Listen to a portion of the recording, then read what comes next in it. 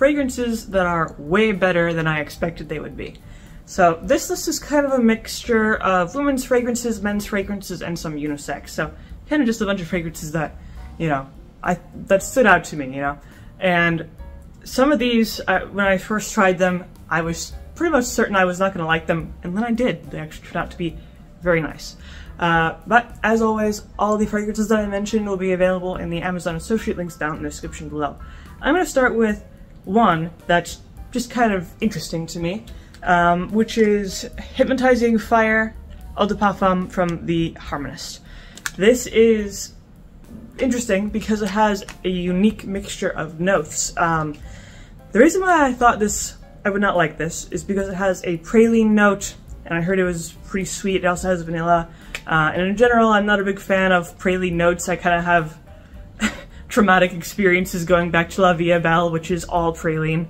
I did not like it, but this, when I smelled this, the praline does come through, and it is sweet, but then it is counteracted with these more kind of rougher notes, like pimiento, which is a hot red pepper, cloves, a papanax, amber, you know, resinous notes. So it was actually really, really good. I really liked that blend of the sweet notes, which were not too cloying, which I appreciated. Then mixed with, you know, these spicy notes and then these resin notes. There's even some patchouli in there, some florals. So it's just this like combination. I mean, it is called Hypnotizing Fire, and it's very much like this flame kind of going back and forth with this just kind of very interesting mixture. And it's also nice and long lasting, which I also liked. About 7 to 8 hours, very good projection, and overall, I just thought it was actually quite a good fragrance, way better than I was expecting.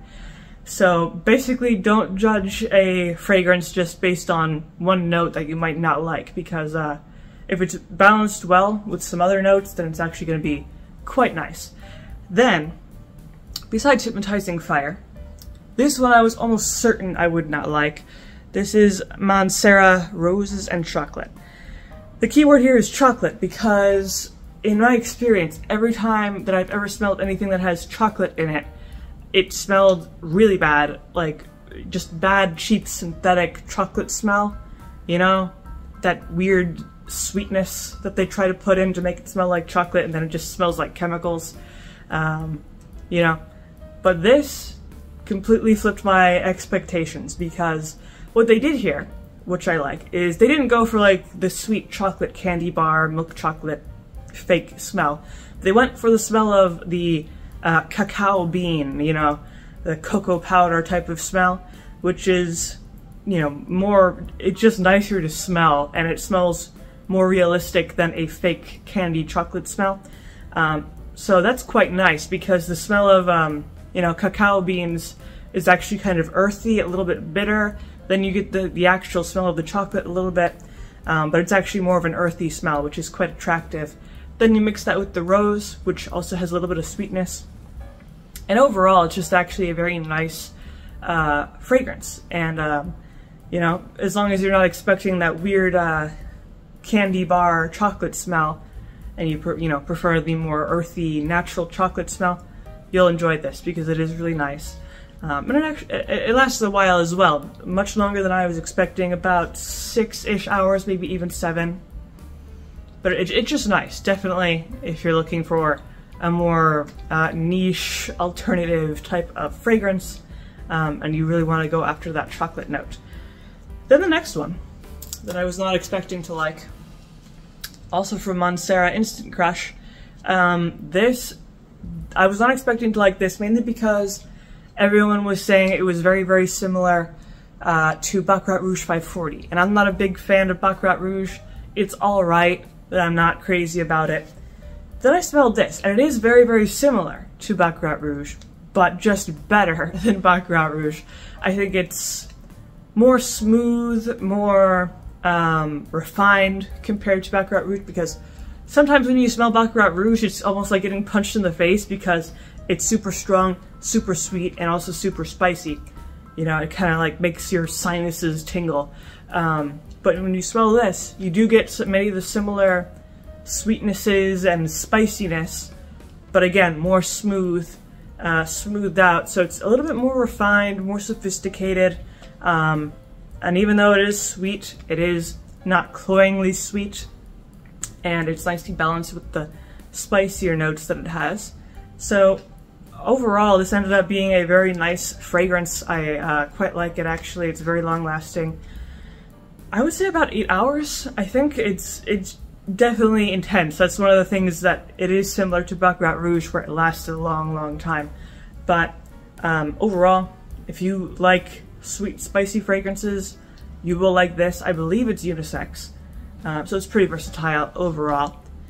Then, one that's just kind of strange but fun to wear is this Cherry Punk here from Room 1015. This is just, when you put it on, it smells like cherry candy, like a gusher or something, you know, that really just burst of cherry candy scent.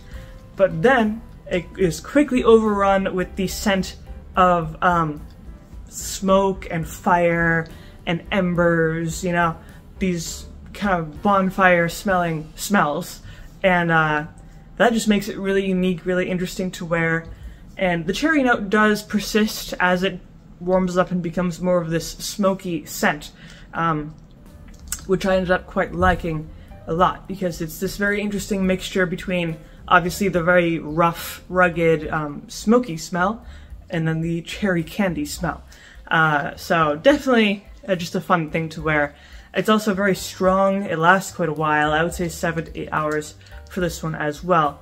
Not for everyone, because you have to A, like the sweet smell of cherry candy, and then B, also like the smell of bonfire, which, you know, again, very unique mixture, but very fun to wear. Then, last one here is one of my classic options, 1953 Youth Dew from Estee Lauder. This, when I first smelled it, first of all, I was interested in trying some more vintage fragrances, and this was one of the most popular options, mainly because it was hugely popular in the 50s. I got a sample first, tried it out, I got a headache. I wasn't sure if I was gonna like it or not, just because it was so intense. But then I gave it a second try, and then I actually started liking it, because this is one of those fragrances where probably the first time you try it, you might not like it, because it's kind of like a punch to the face. It's extremely musky, extremely spicy, sharp in the beginning, but once you give it a chance, it actually settles down into this very beautiful, powdery musk, with some resins and things like that, some florals.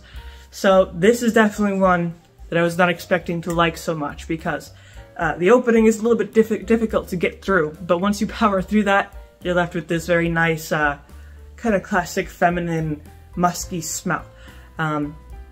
But overall, that is my list here of fragrances that I was not expecting to like, or that are way better than I was expecting. So hopefully you enjoyed this video. If you did, of course, you can always leave a like, maybe subscribe, and I make new videos throughout the week, so stick around for those.